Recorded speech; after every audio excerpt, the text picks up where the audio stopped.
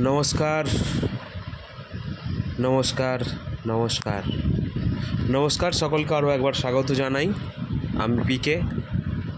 সকলেই জানেন যে কলকাতা ইউনিভার্সিটির এর ফর্ম ফিল আপ শুরু হয়ে গেছে।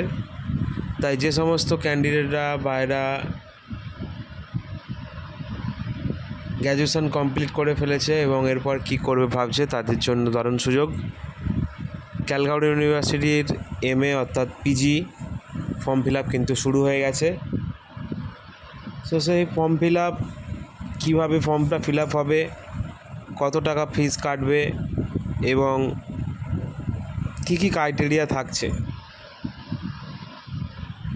সমস্ত কিছুটা নিয়েই আজকের ভিডিওতে আলোচনা করব।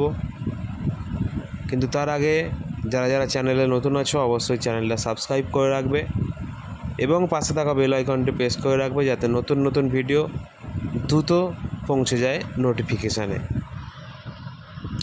তো এই ফর্ম ফিল আপের সবচেয়ে গুরুত্বপূর্ণ যে জায়গাটা থাকছে সেটা হচ্ছে নাম্বারটা কীভাবে বসানো হবে, অর্থাৎ উচ্চ মাধ্যমিকের নাম্বার এবং অনার্সের নাম্বার বা গ্র্যাজুয়েশনের নাম্বার কীভাবে বসানো হবে। এইটা কিন্তু খুব গুরুত্বপূর্ণ হতে চলেছে।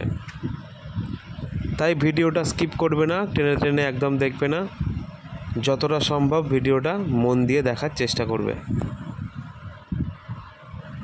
তো চলো আজকে সেই ভিডিও আমরা দেখে নেব। ফর্ম ফিল আপের জন্য প্রথমে আমরা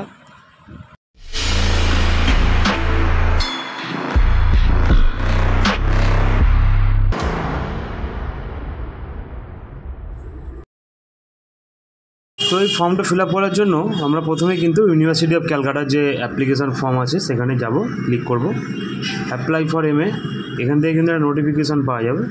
এখান থেকে একটুখানি নিচু দিকে স্ক্রল ডাউন করে নামালেই কিন্তু দেখা যাবে ক্লিক হেয়ার টু অ্যাপ্লাই।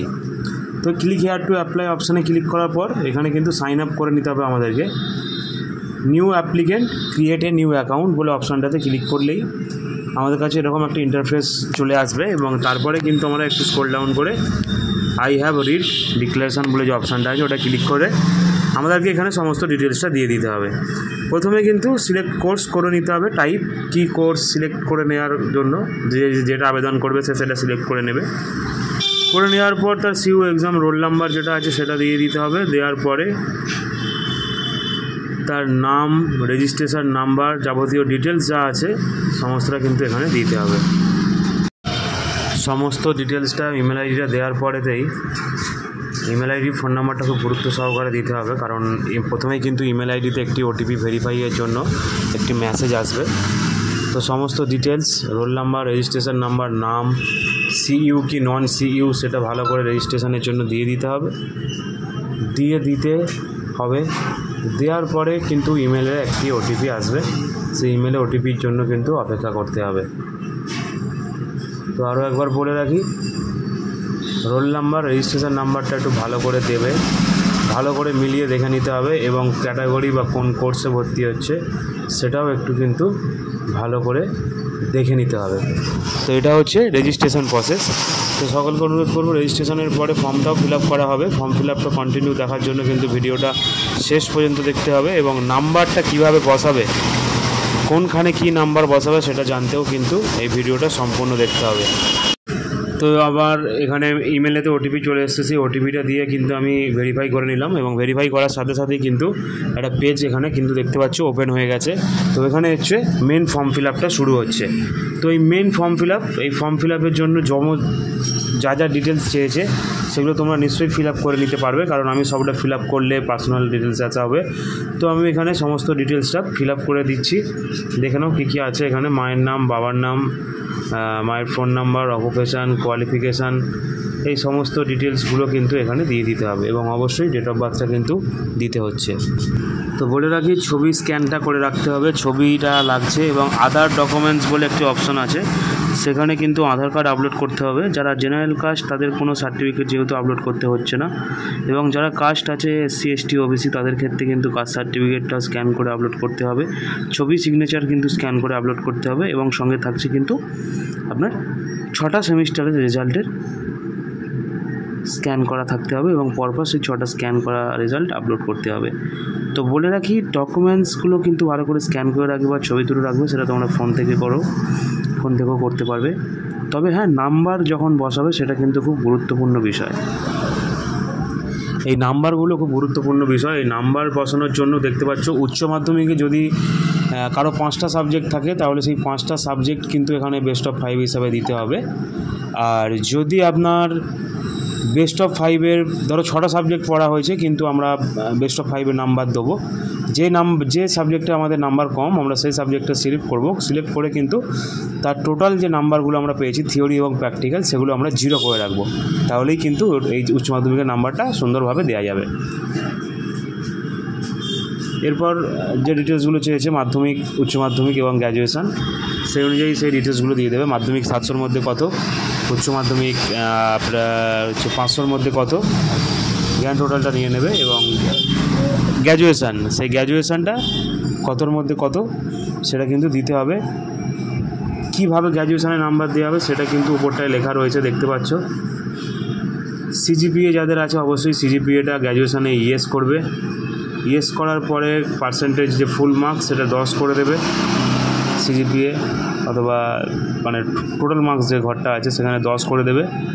10 করে দিয়ে দেখবে যে 6 সেমের রেজাল্টে সিজিপিএ পয়েন্ট দেওয়া রয়েছে 6.0 পয়েন্ট, যা একটা পয়েন্ট আছে সেই পয়েন্টটা এখানে বসিয়ে দিয়ে দেখতে পাবে কিন্তু পার্সেন্টেজটা অটোমেটিক চলে এসেছে। কিন্তু যখন এই জায়গাটা ফিল আপ হবে, অর্থাৎ অনার্সের সাবজেক্ট, জেনারেল যে দুটো সাবজেক্ট, সেই ক্ষেত্রে কিন্তু টোটালটা লাগছে। টোটাল অর্থাৎ গ্র্যাজুয়েশানের সময় অনার্সের টোটাল কত ছিল, 6টা সেমিস্টার মিলিয়ে সিসি, ডিএসি এবং এসিসি, এই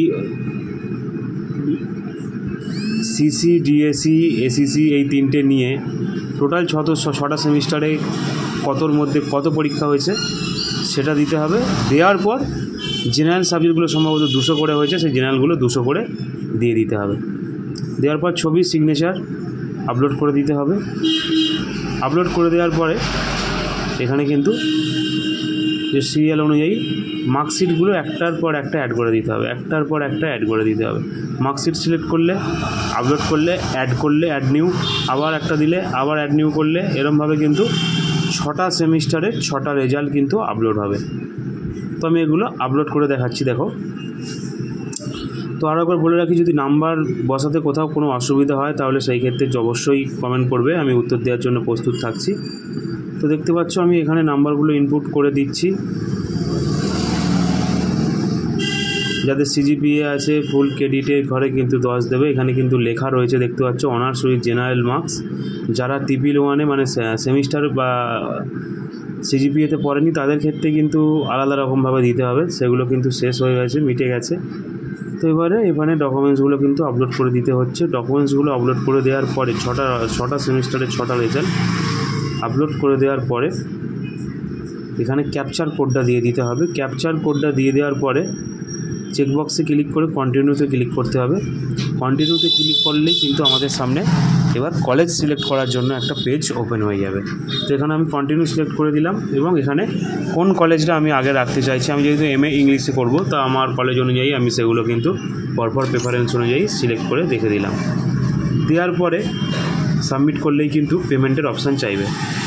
তো এবার আমাকে এখানে কী করতে হবে না, পেমেন্ট করে দিতে হবে। পেমেন্ট করে দিলাম। পেমেন্ট করার সাথে সাথেই কিন্তু আমার সাকসেসফুলি অ্যাপ্লিকেশান সাবমিট জমা হয়ে গেছে, দেখতে পাচ্ছ। এরপর একটা প্রিন্ট আউট আসবে, সেটা রেখে দেবে।